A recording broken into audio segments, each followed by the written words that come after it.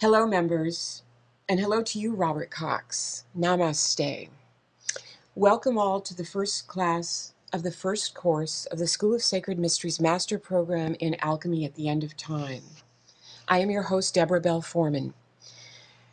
Well, we are finally here at the threshold of our program, about to embark together on a truly great adventure in learning.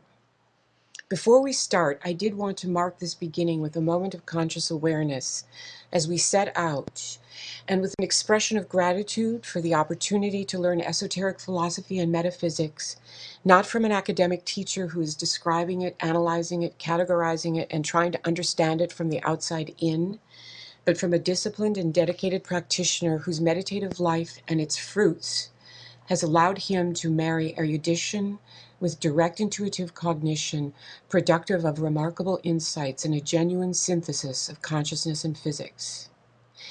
One more point. I know that there are many impatient readers out there who, like myself, will skip over a preface and an introduction to jump into the text proper. The first time I read Pillar, that is what I did. When I went back on the second go-around and read both the preface and introduction, I was amazed at how juicy they are, and I want to urge you not to miss them. I will quote one passage before handing over the ball to Robert. This book has not been written as a dry academic exercise. It has been written with passion and fervor by one who is himself on a journey of perpetual self-discovery. Furthermore, it is presented with practical aim in mind. Its purpose is to uncover the spiritual, philosophical, historical, and scientific background of an extremely important body of knowledge. This knowledge pertains to a sacred alchemical science that once was shared by ancient seers around our planet. I hold that the essence of this sacred science was lost several thousand years ago, and now is being rediscovered and reconstructed by researchers around the world.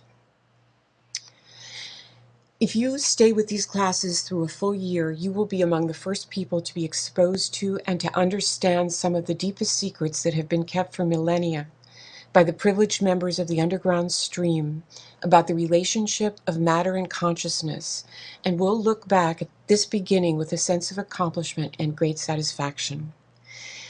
Robert, would you like to begin with your invocations? Thank you, Deborah.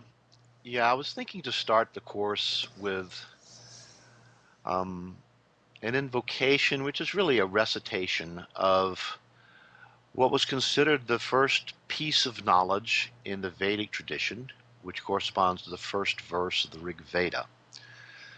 In the Vedic tradition, it was generally held that the first expression of a body of knowledge contains the entire truth, the entire knowledge that's further elaborated in any given text. And all the Vedic texts were written that way. And the Rig Veda is considered the oldest and most authoritative of the Vedic texts. No one really knows how old it is because it was passed down for thousands of years as an oral text before it was ever written down. But it's known to be at least 3,500 years old, possibly as much as 6,000 years old. And its first verse is really an identification with Agni, which is considered the messenger between gods and men. And it says, Agnim mile purohitam yagyasya devam ritvajam hotaram ratnadatamam. I won't bother with a translation of this because this is actually a mantra, a formula, a sonic formula in which the numbers of words, syllables, and letters are all pregnant with meaning, as well as their sequence. One of the things about the Rig Veda that most modern scholars do not recognize is that it encodes many hidden levels of meaning that are not available on the basis of grammatical analysis using Sanskrit grammar. In fact, the Rig Veda itself states this. It says there are at least 3 hidden levels of meaning in every measured form of speech in the Rig Veda. And they were all considered measured forms of speech because they were all composed in terms of Vedic meters, which restrict the expressions to a certain number of syllables, and so on. But it says there are at least 3 hidden levels of meaning, which were known to the wise Brahmins alone, the knowers of Brahman, and which cannot be determined by grammatical analysis. They're said to be na ingayanti, which means not analyzable by grammar. And they were determined by the sequence of the letters, numbers, and the sequence and number of letters, syllables, and words out of which the mantras were formulated. But I want to also begin with basically an analysis of the first verse of the Rig Veda would take up an entire book. If I were to write a book about it, it would take an entire book to explain it. In fact, much of that is described in my book, Creating the Soul Body, where I show that the letters in the Rig Veda literally map out the sequence of layers of consciousness that constitute the path of immortality. But I wanted, since we're really starting a course on alchemy here, I want to also make another comment, and that is that the Rig Veda is the oldest text known in history that talks about an elixir capable of giving enlightenment and spiritual immortality called soma, or the rasa. And you've probably heard of soma before, and most people think it comes from a plant substance and so on, juices of a plant. But there's a deeper interpretation of this. And in fact, the cognate word rasa not only means blood, it also means mercury, metallic liquid mercury, and which was considered one of the principal ingredients out of which the philosophical elixir, the elixir of immortality, was made by alchemical traditions around the world. And so the Rig Veda can be viewed as really, in fact, there's an entire mandala or book. The 9th mandala of Rig Veda is almost devoted exclusively to the soma, or the rasa, and the means by which it was produced and consumed for the sake of realizing the gods, realizing higher states of consciousness, and attaining spiritual immortality. So really, the Rig Veda is the first alchemical text that we have in the history of the world.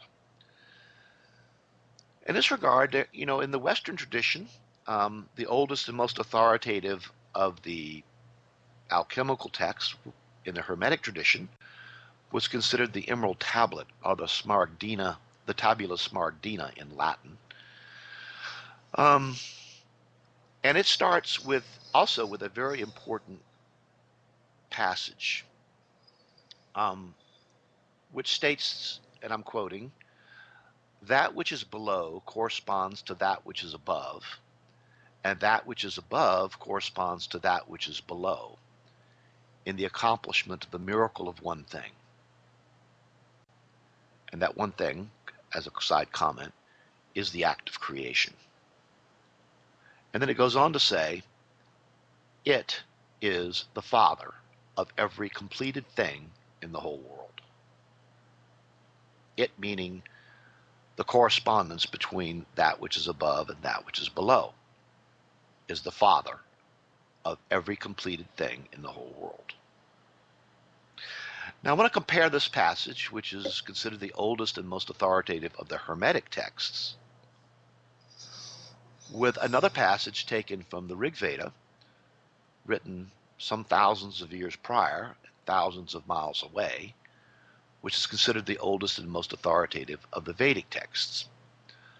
The passage from the Rig Veda, in translation, and I'm quoting, "He who knows the father of this world as that which is below associated with that which is above, and that which is above associated with that which is below, he, as it were, has the mind of a sage." I find a remarkable correspondence between these two passages, both of which identify the father of this world as that which is above associated with that which is below, and vice versa. And this, my friends, is the key to understanding in its true depth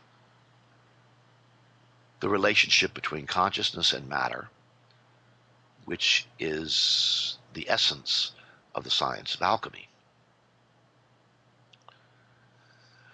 And there's much more to this than meets the eye.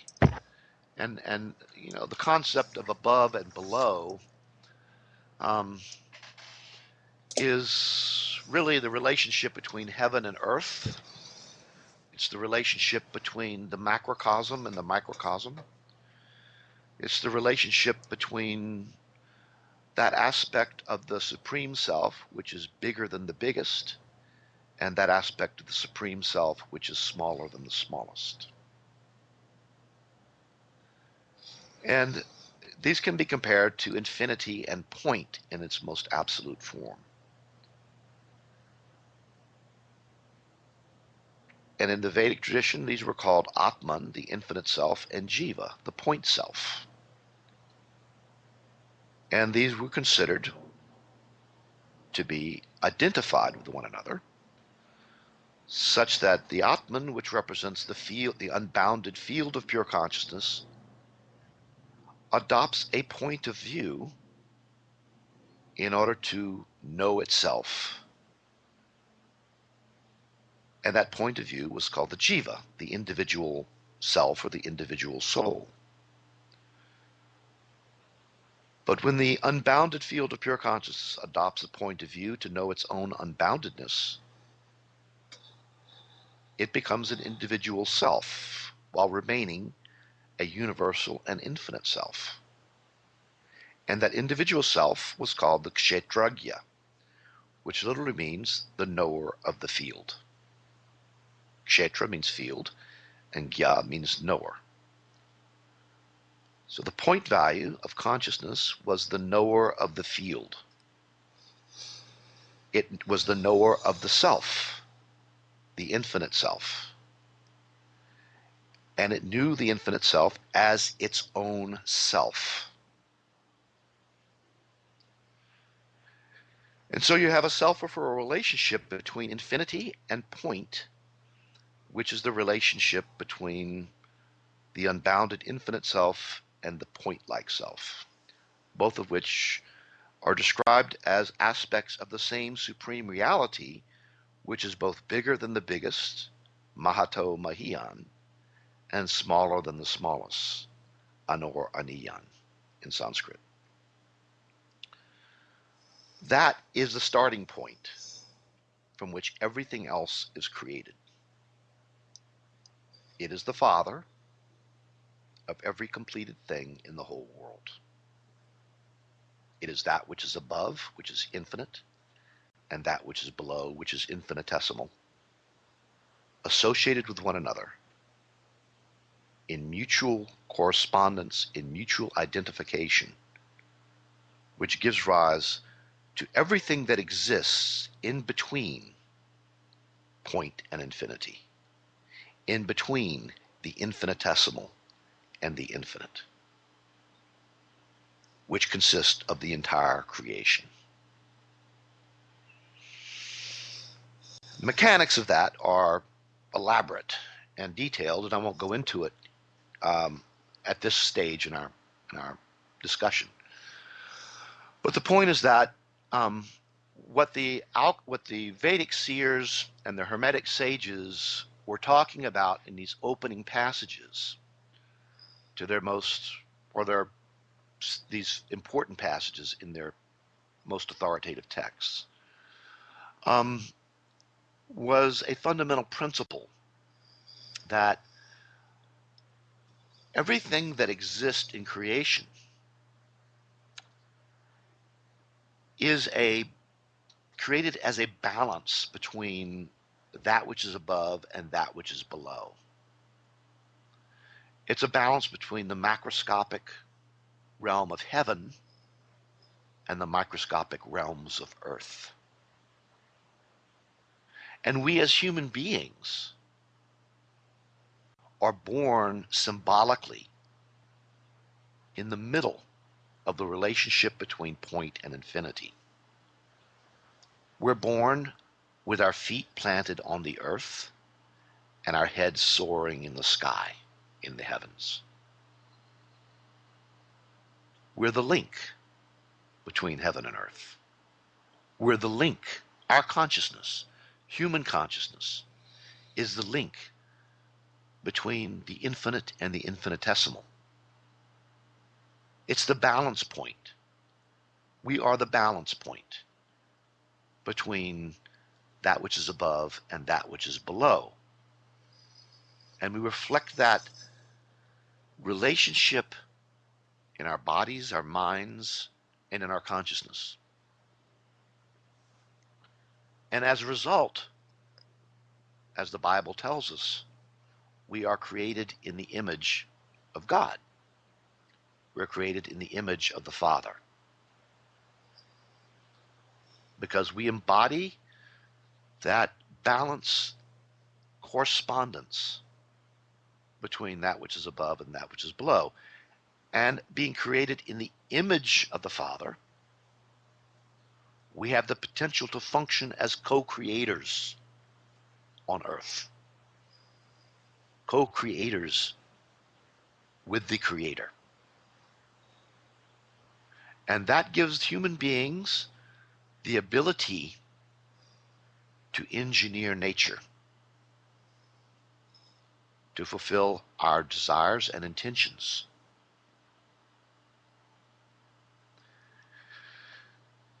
And that's why we have the ability to dominate nature in the sense of being able to control the forces of nature through scientific methodologies, using material technologies. You know, we can control the electromagnetic force through electromagnetic devices. We can control the electric force through all kinds of electric technologies, and basically engineer nature to fulfill our purposes. But there's another approach to engineering nature which modern science doesn't yet recognize. And that is the use of mental technologies to engineer nature.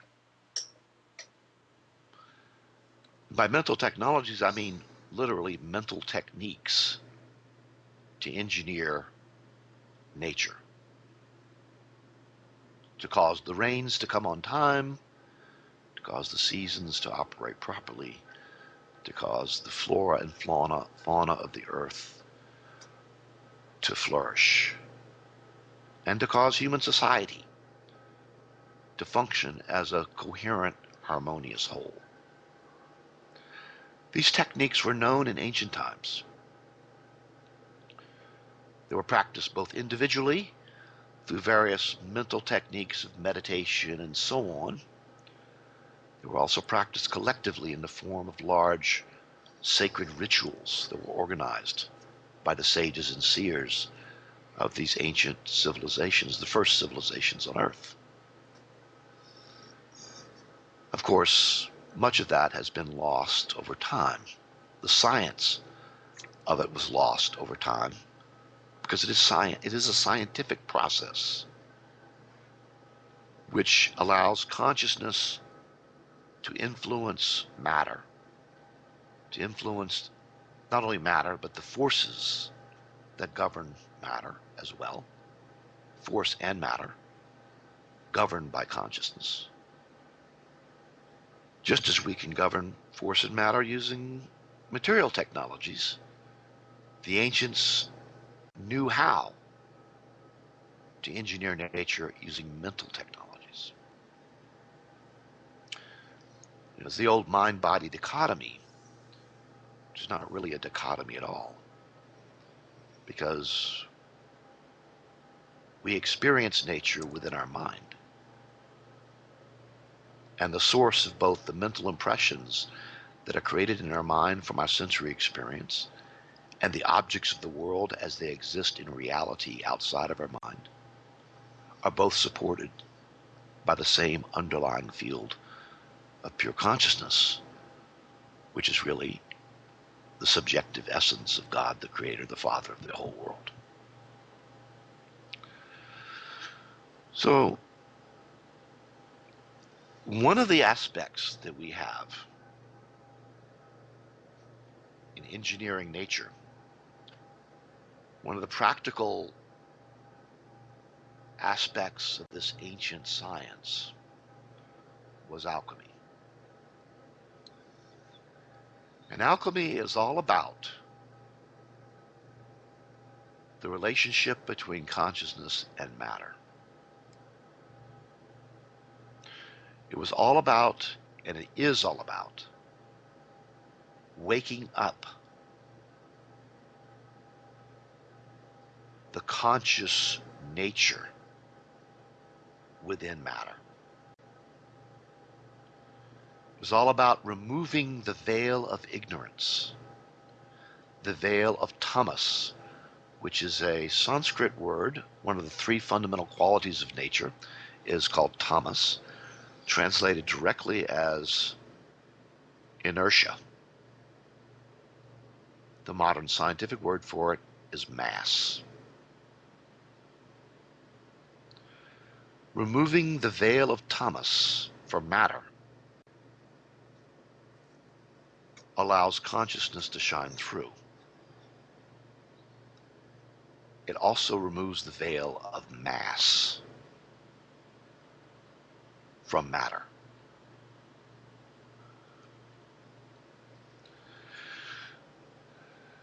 And that's why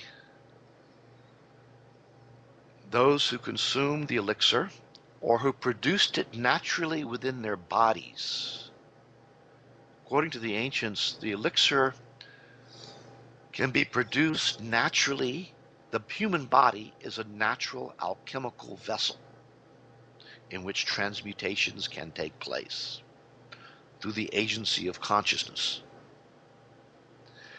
And we have the ability of an enlightened person, an enlightened human being, has the ability through the fire of tapas, which is a Sanskrit word that means heating, and was applied to any spiritual practice, which is considered performing tapas, spiritual heating. Through the performance of tapas, through the spiritual practice conducted by the mind within the vessel of the human body, we have the ability to produce the elixir within our own bodies. And that elixir flows through the veins in the blood veins in our body as rasa, a Sanskrit word that both means the elixir and blood. That's why the first original Vedic seers, from which the tradition has descended, the forefather of all those seers was known as Angiras, and his chief son was known as Agni, to whom the first verse of the Rig Veda is dedicated. And his descendants or followers were known as the Angirasas, after the patriarch of the line. And the word Angiras is a Sanskrit word which may seem unfamiliar, but it's known in etymological circles, in linguistics, that the word Angiras became Angiros in Old Persian, became Angelos in Old Greek, and became Angelos in Latin, and became angel in English, and messenger between gods and men.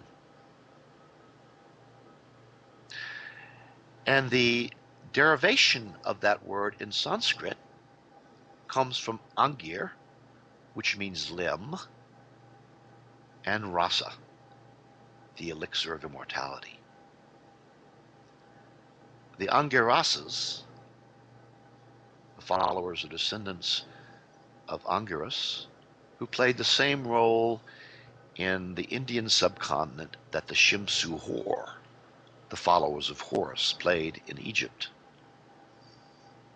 The Angarasas were those who had the elixir of immortality flowing through their limbs. They were the embodiments of the sacred science of alchemy, as were the Shimsuhor. There's quite a bit of evidence in that regard as well. So we're talking about something that is very profound, that goes back to the very beginnings of human history on Earth. The shadowy realms of prehistory, before there were written documents, before there were any cities, before there were any villages, before there were any organized forms of religion, before there were any organized forms of government, before there was royalty. When the earth resembled a veritable Garden of Eden, which was inhabited by mysterious Merlins of the forest, great sages who held secret alchemical wisdom and practiced the sacred science of alchemy. Even at that very early epoch, using clay pots and woolen filters made of sheepskins and other very crude pounding stones and other very crude instruments. But and as I demonstrate in my book that's coming out this fall, called The Elixir of Immortality, which will be published in November of this coming year by Inner Traditions, I demonstrate there that all of the materials and the procedures and the equipment needed to make the elixir were available 10,000 years ago. The key thing to understand about this process of alchemy, the means of producing this sacred elixir from matter, mainly from the metals, is that it's like baking a cake. You know, the European alchemists described this as, once you know the ingredients and the procedures, they said it's child's play and woman's work. It's like a woman baking a cake, following a recipe. Very simple. And it's for that reason, well, it's one of the reasons, that their writings of the alchemists were written in code language to hide their secrets from the unwary. Because if those secrets were ever clearly revealed,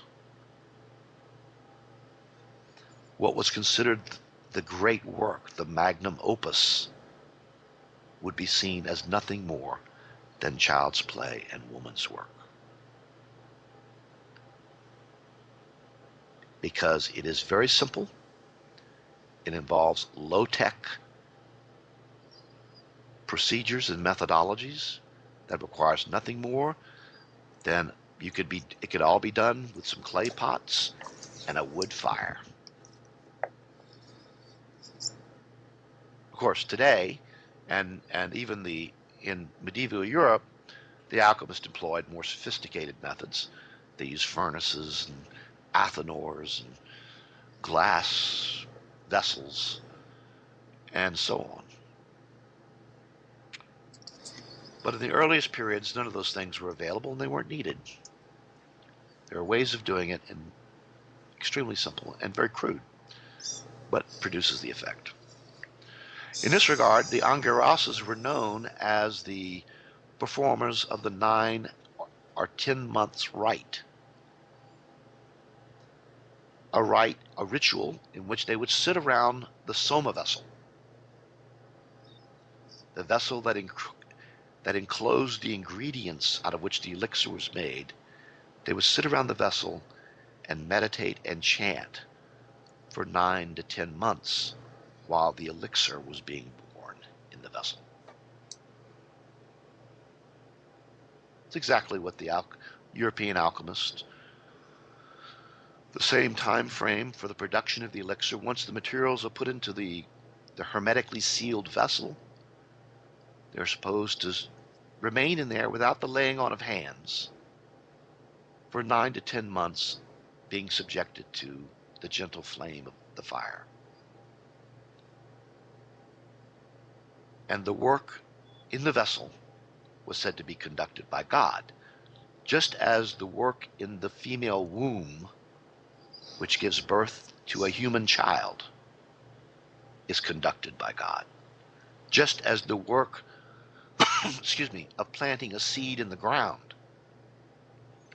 which produces a plant under the gentle heat of the sun,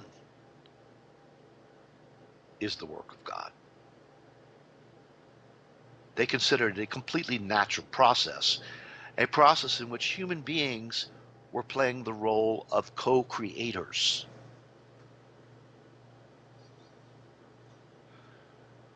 Throughout the world, alchemists believed that the elixir, the final product, the final end result of this process, does not exist naturally on the face of the earth,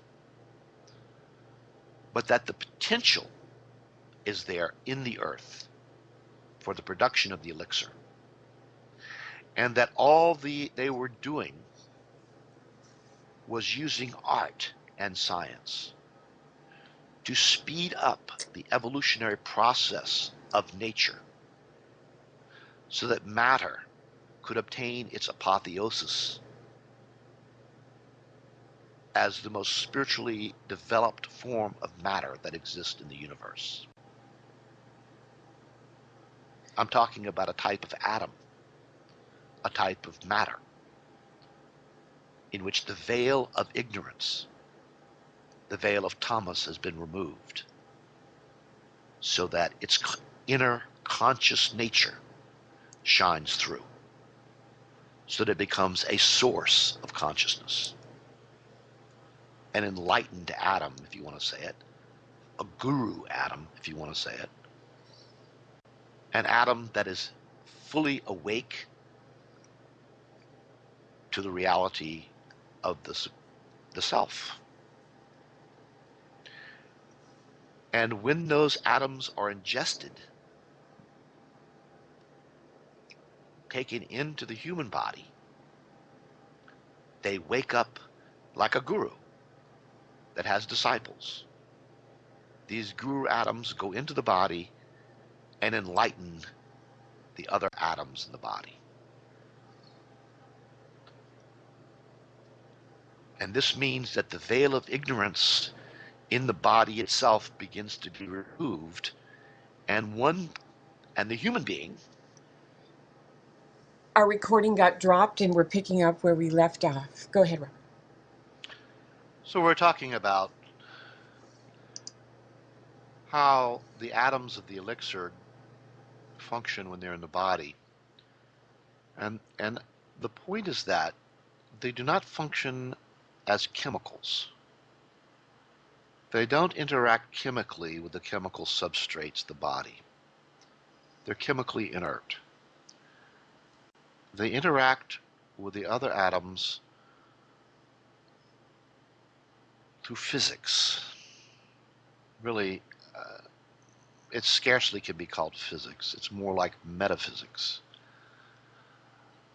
because the operation is on the level of mind and consciousness. But essentially, these atoms, when circulating in the body and taking up residence within the cells of the body, enlighten the other atoms and material substrates of the body to the point where the human being begins to realize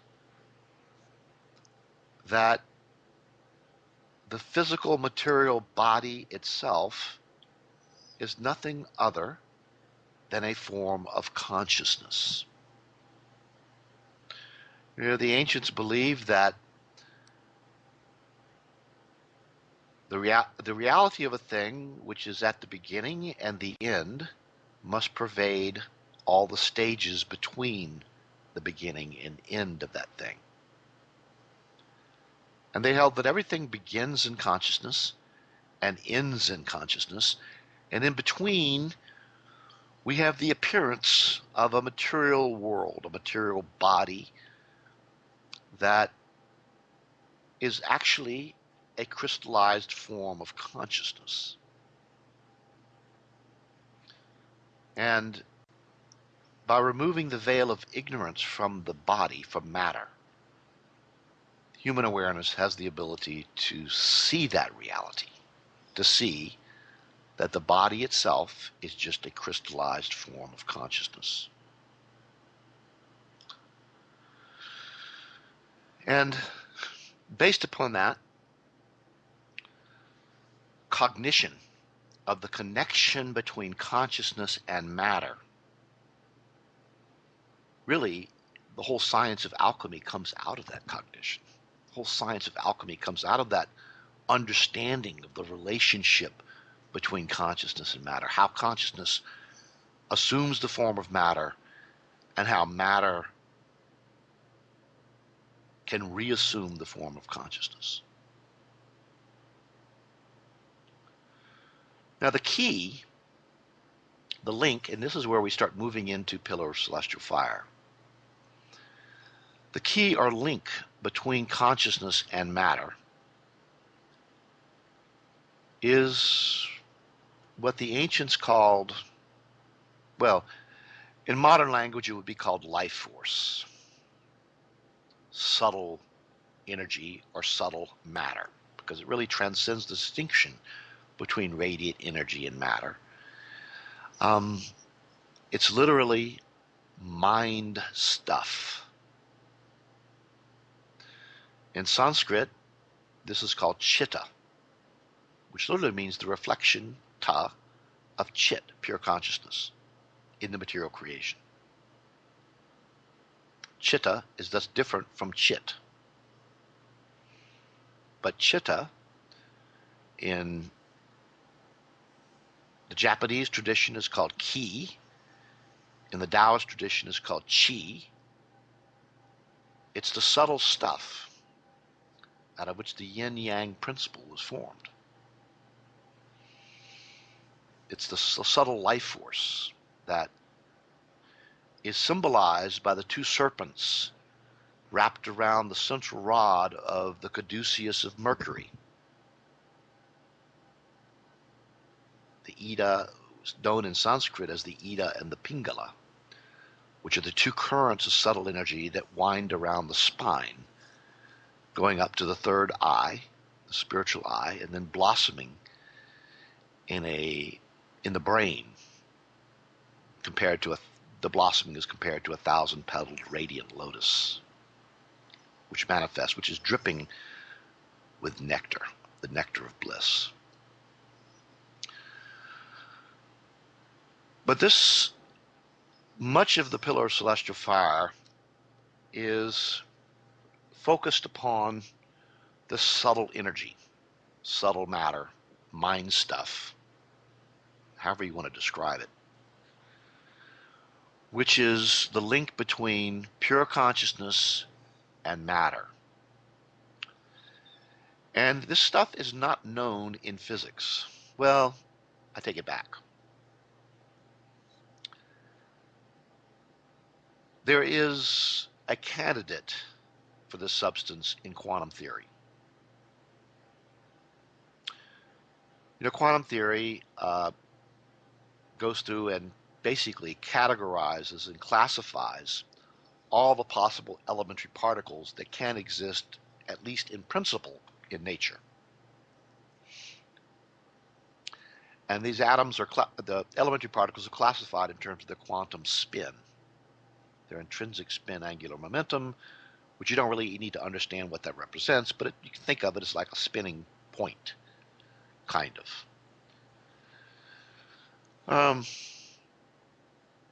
And all of the known particles that can be observed, such as electrons and protons, photons, and so on, have finite spin states. They're either integers or half integers of a certain quantity. 1 half, 1, 3 halves, 2, so on, times a certain quantity tells you what their spin is. And and particles are classified according to these things. For example, all matter particles are half-integral particles. They have half-integral spin states. All force particles have integral spin states. But all of the known particles that can be observed have finite spin states. Well, quantum theory predicts, and it's required by the principles of the theory, that there exists a unique type of particle that has an infinitesimal spin state. That particle is called a Higgs particle and is said to be the particle that is responsible for the appearance of mass in all the other particles. Now remember that mass is a direct translation of the word tamas, or inertia in Sanskrit.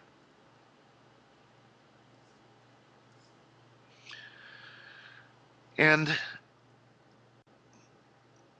I make the case in some detail in a book that's yet unpublished called Transcendental Mechanics, that the Higgs particles, these infinitesimal spin elementary particles, are actually particles of mind stuff. These particles have never been observed in a quantum experiment and never will. They're believed to form an all-pervading field that pervades all of space, and when regular particles move through this field, they acquire what is called mass or inertia. But no one has ever observed a Higgs particle. They're hypothetical particles which are required to exist in principle, but which cannot be observed in practice by any empirical means. Well, that's exactly the nature of the mind. We all know that the mind exists. We all experience mental states. But you cannot observe a mental state using any form of empirical technology. Now, you can observe brainwave patterns, which are electromagnetic waves produced by the molecules and nerve fibers and everything else in the brain, but that's not observing a mental state. That's observing some electromagnetic waves produced by some molecules and nerves. The mental state itself can only be experienced by the mind. It's kind of like there's an old analogy comparing the dreaming state to the waking state. It says you can't use a waking state gun to shoot a dreaming state tiger, because they operate on completely different levels of reality. When we go to sleep and we dream at night, we experience a mental world. We experience forms and phenomena, colors, people, things, but our physical organs of sight, sense, hearing, and all that are not operating. What's operating are our mental organs of sight, sense, hearing, and so on. We're not experiencing anything physical. We're experiencing a mental world, which in many ways resembles very closely the physical world that we experience when we're awake. The point is that all of our mental states are upheld by this field of mind stuff, chitta, life force, which the Hermetic sages described as mind. It's a beautiful passage from the Hermetic text, which says that mind is the very substance of God, if there is such a substance. And it goes on to say, and of the nature of that substance, no one really knows what its nature is for sure, because it's in between matter and consciousness. It's not a material substance. It's literally the substance of consciousness, which is capable of reflecting pure consciousness, which is not a substance at all, in the field of creation. That's why they called it mind stuff. In fact, in the Vedic tradition, the jiva, the individual self, the individual soul, was defined as the reflection of pure consciousness in mind stuff, in chitta. That was the definition of the soul, of the embodied soul, the mortal soul. And that substance, that subtle energy, subtle matter, subtle life force, mind stuff, is the key to understanding not only the relationship between consciousness and matter, but also the whole science of alchemy. By operating on that level of nature, and I'm talking about a level of nature. I'm not talking about something that's just in the individual human mind. This field of mind stuff pervades all space. It's all pervading in nature. It's the very stuff that gives matter, ordinary forms of matter, the property called mass or inertia. But that which gives can also take away.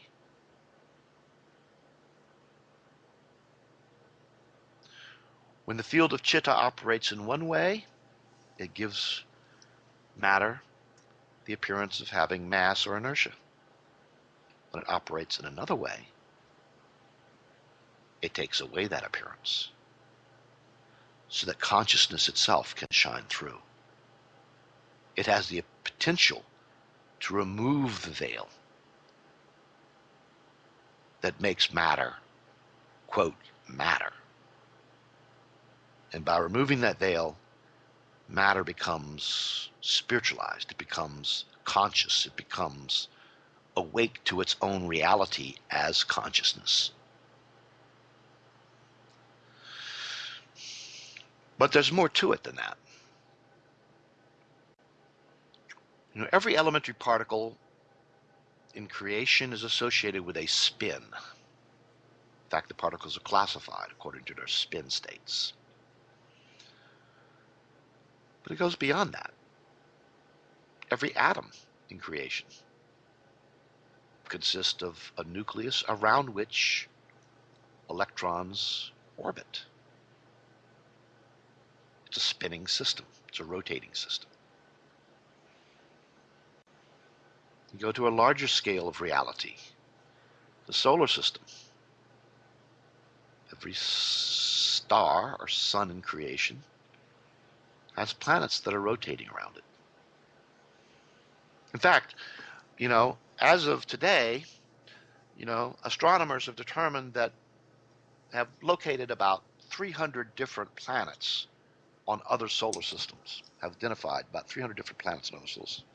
I just read an article a couple of days ago where they're now predicting that there are possibly billions of Earth-like planets throughout our galaxy. Possibly billions of Earth-like planets throughout our galaxy, which would have the potential to support life.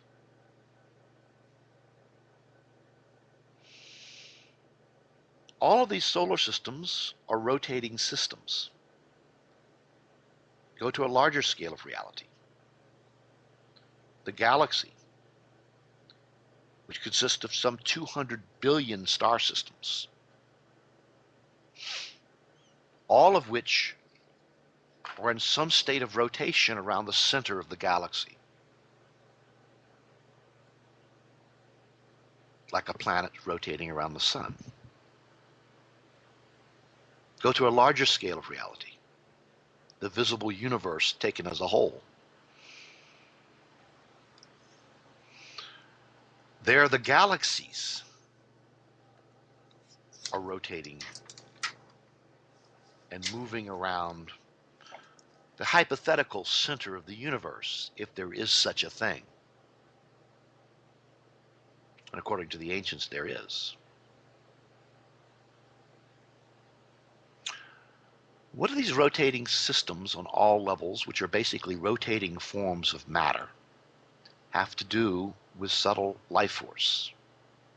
Have to do with the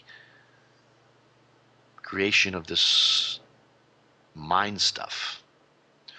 What they have to do with it goes back to a Vedic myth. I think we discussed it in one of our previous talks, called the Samudra Manthan, or the churning of the ocean. And in my book, Transcendental Mechanics, which is basically my magnum opus, theoretical magnum opus, dealing with really a gauge field theory of consciousness, where consciousness is treated as the essence of the unified field. Very sophisticated, in-depth mathematical treatment of the subject, which is not really suitable for a lay audience. But the point is that this field of mind stuff is modeled as a superfluid field, like superfluid helium. Now, it's known if you stir a bucket, say, of superfluid helium, what happens is that the superfluid breaks down into quantized vortices, like little tiny bathtub whirlpools. And in 3 dimensions, this becomes a spherical vortex, kind of like a particle, kind of like a solar system, kind of like a galaxy. And these quantized vortices in the superfluid field of mind stuff becomes the mind stuff out of which our minds are fashioned. They're subtle particles with infinitesimal spin, which reflect consciousness.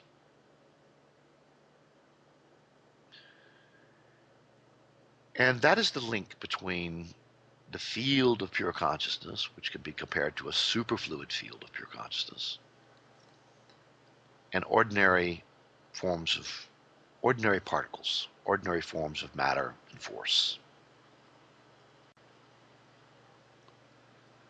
In fact, in the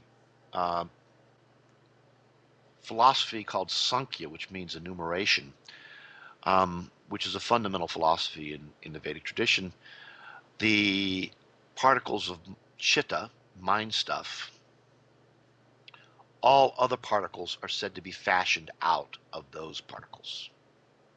It is the primordial stuff out of which everything is created, out of which all forms of matter are created through combination and permutation.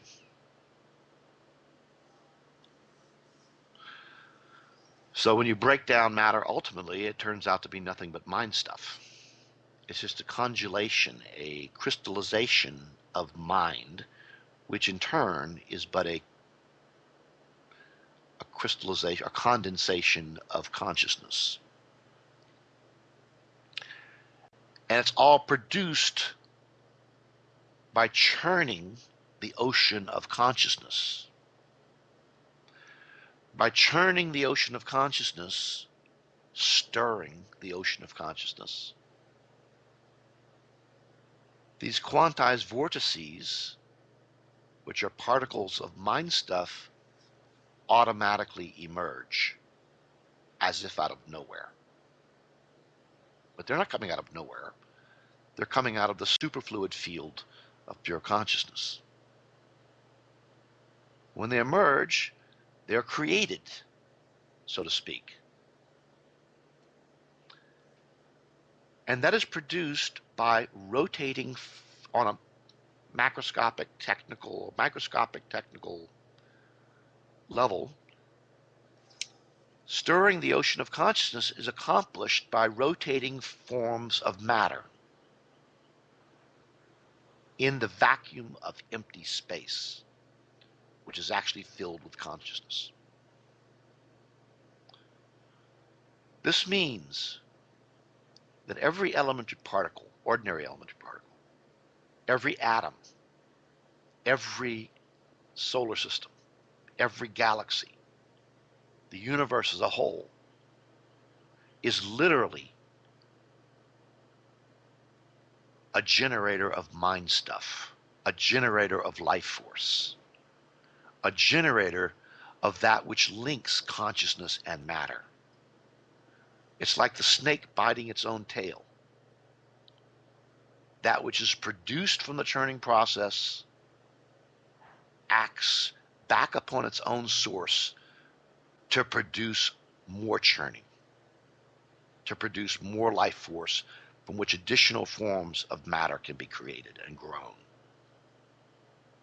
It's a self-referral feedback mechanism whereby the universe bootstraps itself as if out of nothing, but actually it's out of consciousness. Now, the important point here is that these guru atoms of the elixir are not just ordinary atoms. I make the case in my book Elixir of Immortality that actually they're super heavy elements.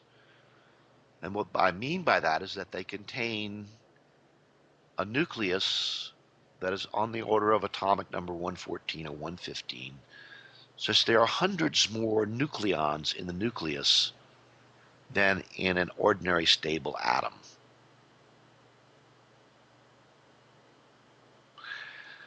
Those nucleons, each one of them, acts as a stirring rod in the field of pure consciousness to produce particles of chitta, to produce particles of mind stuff which are capable of reflecting consciousness. They're super abundant generators of life force. And when those atoms are introduced into our bodies, they fill our bodies with light. Not the light that we see with our eyes, but the light of consciousness, the light of mind, the type of light that we see in our dreaming state. We're not seeing the light in our dreams with our eyes. Where does the light come from? It comes from mind. I mean, our dreams are filled with color. They're filled with colorful objects, colorful forms and phenomena. That color is not seen with the eyes. It's seen by the mind. It's produced by the mind. And the same is there when it's produced by mind stuff. And when our bodies become filled with the superabundant production of mind stuff that's generated by these guru atoms that are in the body, every atom, every cell, every molecule in the body becomes bathed in that field. Which that means that the body is capable of reflecting consciousness more fully. It's capable of reflecting the field of pure consciousness more fully. And when that field reaches a certain intensity, we become enlightened. What enlightenment means. Our minds and bodies become filled with light, the light of mind, the light of consciousness. And I mean that literally. So that when an enlightened person closes their eyes, they don't see blackness. They see an unbounded field of light.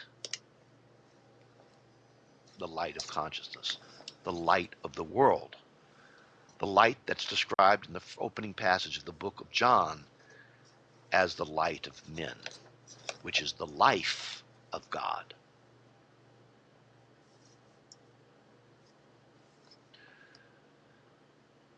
But there's a technical, this whole thing is not just a bunch of metaphysical philosophy. There's a very profound, deep science associated with it.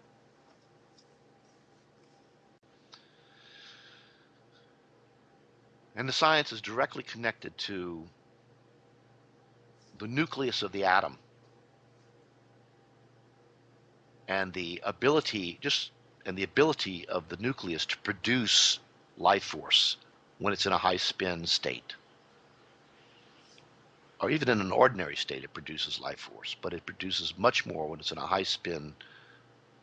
The nucleus is in a high spin state, which is the nature of monatomic elements and also the nature of the elixir. When the atom is in the high spin state, it becomes a superabundant source of life force. It's a generator of life force, a creator of life force. And it's like putting little nuclear generators in the body, which don't produce nuclear radiation. We're not talking about destructive nuclear radiation. We're talking about the radiation of life force, the radiation of the light of consciousness. It's a very different thing. And that is the key to all the benefits that come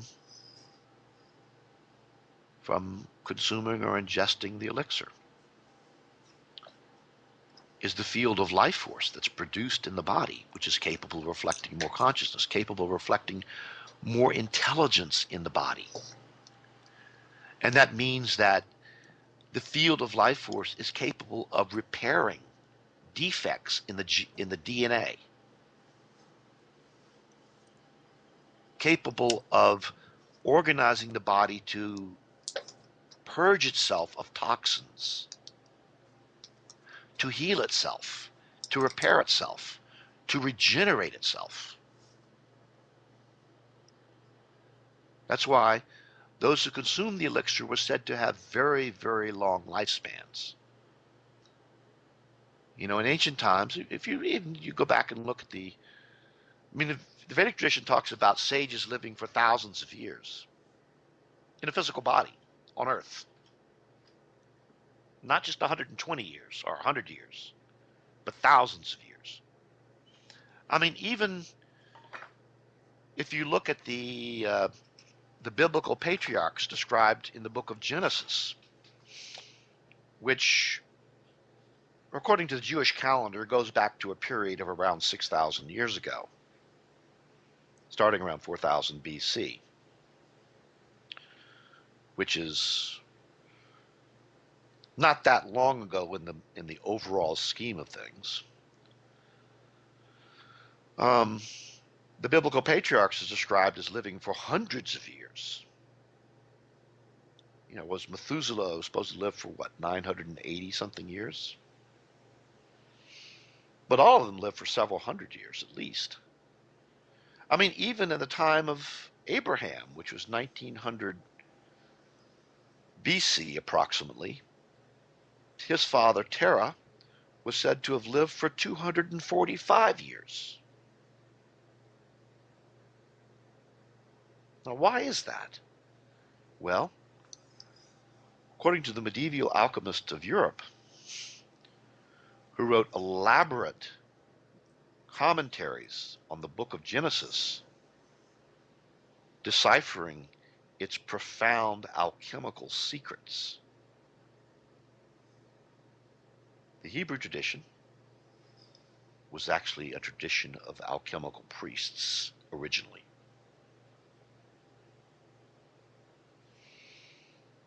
I mean, even the firstborn son of Adam and Eve, supposedly of Adam, we don't really know whether he was born of Adam. What we know is that he was born of Eve. His name was Cain. And we don't know that he's really born of Adam because the book of Genesis is somewhat ambiguous about it.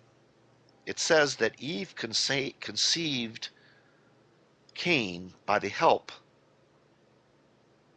of the Yahweh Elohim, whatever that means. Yahweh is of course the Jehovah, but Elohim is plural for gods. And Yahweh Elohim really means the, the, the God of the gods, the head of the gods. And so there's some belief, some people think that, Cain was conceived through an immaculate conception, like, Jesus was born of Mary through the Holy Spirit. And there's others who claim that these Yahweh Elohim were actually um, the lords of the garden, the enlightened sages who walked the earth in the prehistorical era when the earth resembled a Garden of Eden. And they were actually godlike men who walked the earth at that time, who were known as the lords of the garden. But at any rate, in Hebrew, the word for Cain is Cain, which literally means a metalsmith, an alchemist. Now, in ancient times, the son adopted the profession of the father. This is professions were passed down along hereditary bloodlines. That's why the seventh descendant of Cain was known as Tubal-Cain, who was proclaimed as the master of all who work in the metals, copper, silver, gold. Tubal-Cain eventually became deified in the Roman tradition as the god Vulcan, or Vulcan, the Roman god of metallurgy and volcanism, working with the metals and the fire. Now, of course, there's this whole biblical story about Cain and his younger brother Abel, and how Cain was sent out to wander the face of the earth, and so on. There's much deeper. Um, this is actually a spiritual allegory. There's a much deeper interpretation of this than what is generally put on it by biblical scholars. It's an alchemical interpretation. But at any rate, the medieval alchemists believed that Adam and his whole lineage, and there was a split in the lineage of Cain and the lineage of Seth, but the whole lineage was alchemical. They were alchemical masters. And they wrote elaborate commentaries on the book of Genesis, including all the myths, including the myth of the flood, and so on, explaining how those myths related to the practice of alchemy. And what they really were alchemical allegories. Now, of course, this was written by Moses. The book of Genesis was written by Moses, supposedly,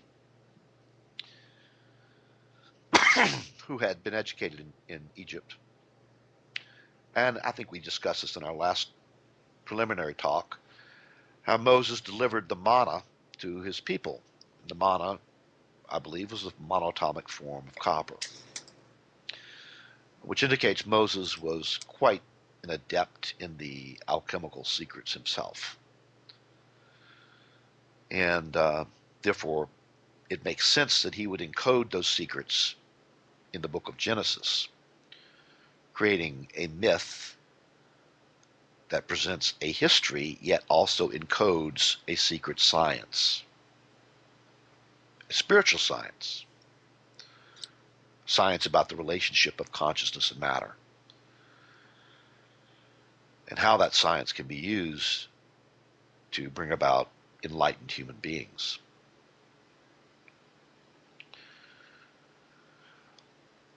But there's a thing though in that the Earth itself is a generator of life force, because the Earth itself is a rotating system, rotates around its own axis. And that means that every atom and molecule in the Earth, for example, on the surface of the Earth, is rotating around the center of the equator. It's rotating around the center of the Earth at about 1,000 miles an hour.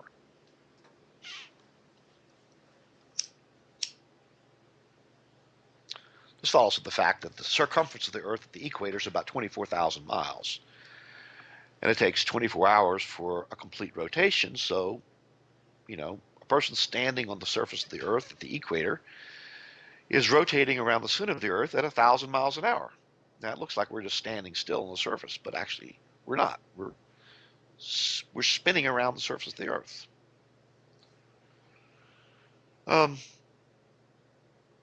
That also acts to produce life force from the very center of the Earth, which percolates up and pervades the Earth, and literally represents the mind of the Earth, Mother Earth itself.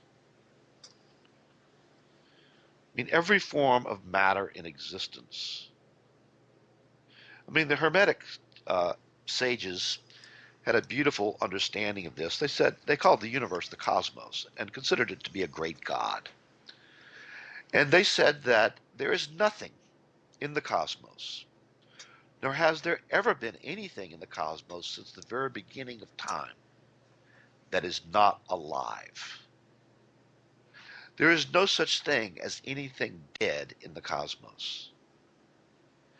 Everything, every form of matter, including inorganic matter, is alive and endowed with mind. There's many ancient cultures that believe this. Even you go in Japan, for example, even today, it's traditional when the Japanese buy a new car, when they build a new machine, when they build a new factory, they do a little ceremony to the spirit of the car. They do a little ceremony to the spirit of the machine, to the spirit of the factory. Because there's the deep traditional understanding that inorganic machine made out of metal and gears and everything else actually has some kind of a mind associated with it. The field of mind stuff that is produced by every atom in that machine. Now, this field of mind stuff that's on the surface of the Earth and that's produced from the center of the Earth affects the consciousness of every individual being on or in the Earth. But that's one field. There's also the field of our solar system that's produced from the sun at the center of the solar system. The Earth is immersed in that field. And our solar system, the field of mind that's associated with the solar system, is immersed in the larger field of mind of the galaxy,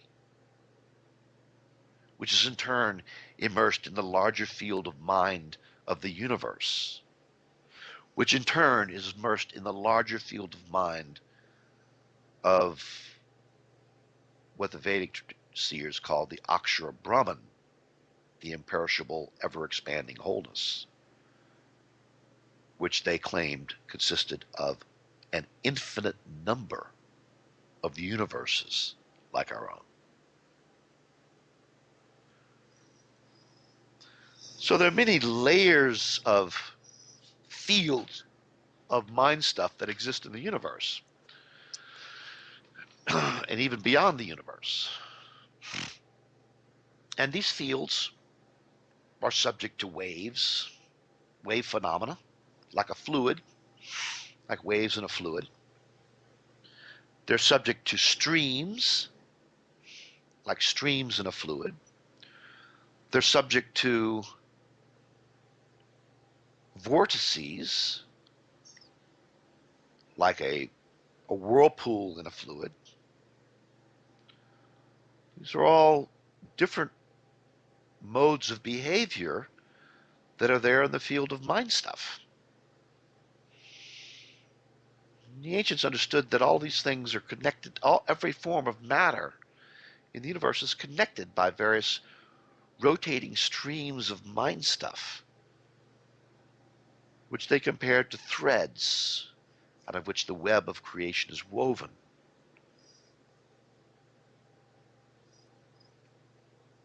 They also compared them to, in the Vedic tradition, they were compared to hollow tubes, reeds, through which consciousness flows from one form of matter to another. Kind of like a hollow tornado.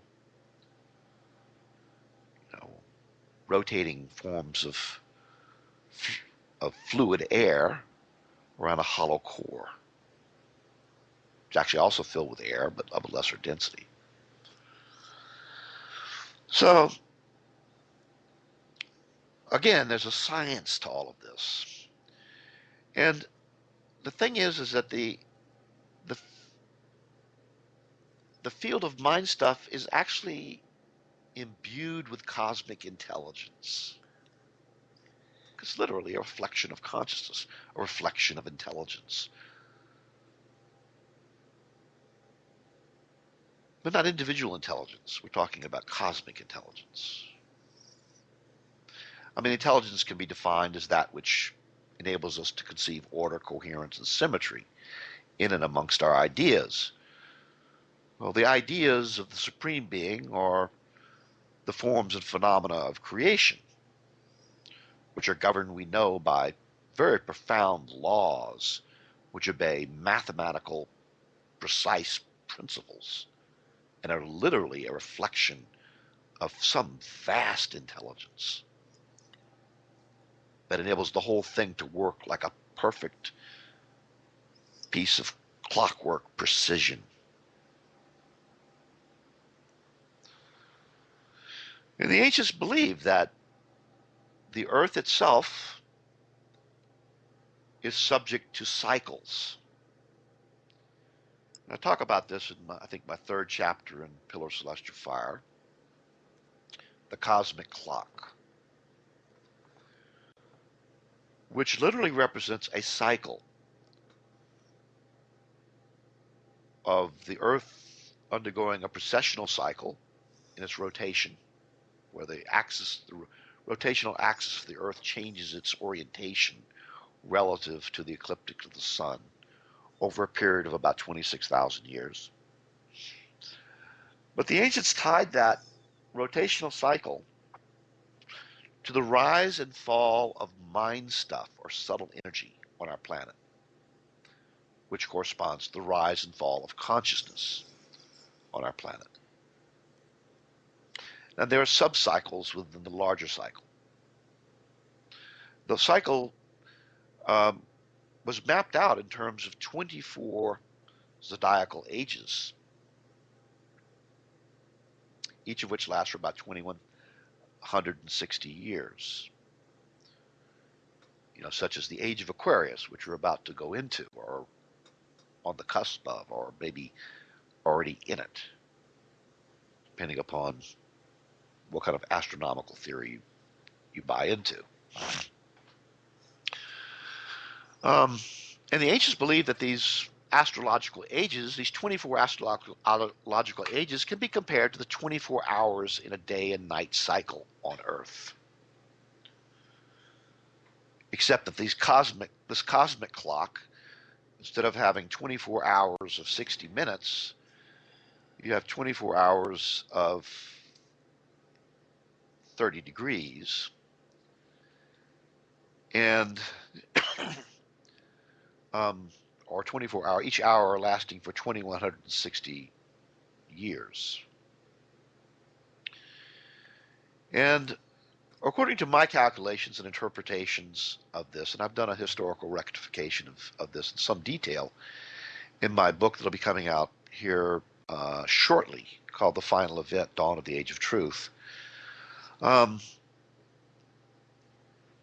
where I've shown that this cycle that was predicted thousands of years ago accurately reflects the rise and fall of human civilizations on Earth that we know of from recorded history. And the prediction is that where we are right now in time corresponds to 6 o'clock in the morning on the cosmic clock. We're looking at the dawn of a new day that's going to last for the next 13,000 years before we approach the next dusk or sunset. This is a very, very profound time in human history. And the prediction was from the ancients that, and which can be derived from the symbology of the astrological signs. The fact that we're moving into the age of Aquarius is very significant because Aquarius is the water bearer of the gods in the Greek tradition, who carried the pot of ambrosia. No ordinary water. The ambrosia was the drink by which the gods attained immortality. Literally, the elixir of immortality, and the pot that he carried was the alchemical vessel.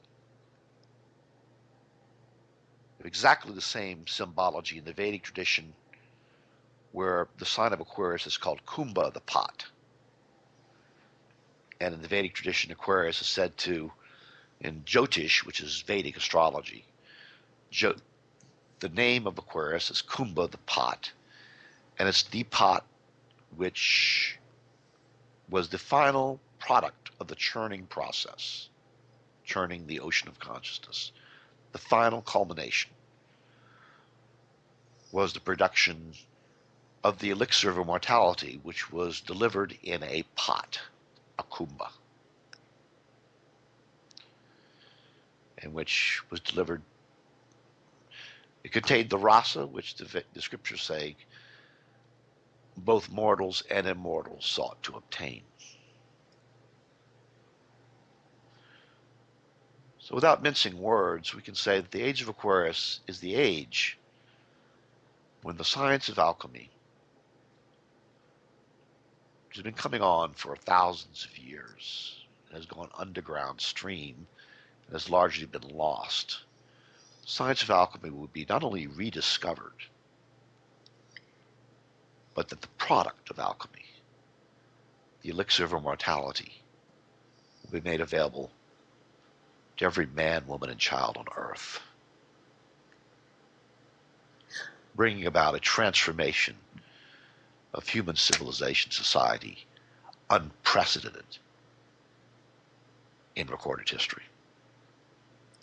Robert, I think this is the perfect place to stop this lesson. You've wrapped it all up magnificently. We have so much to think about in preparation for the next class. I want to thank you for offering so much wisdom and knowledge and enlightenment in this class, Robert.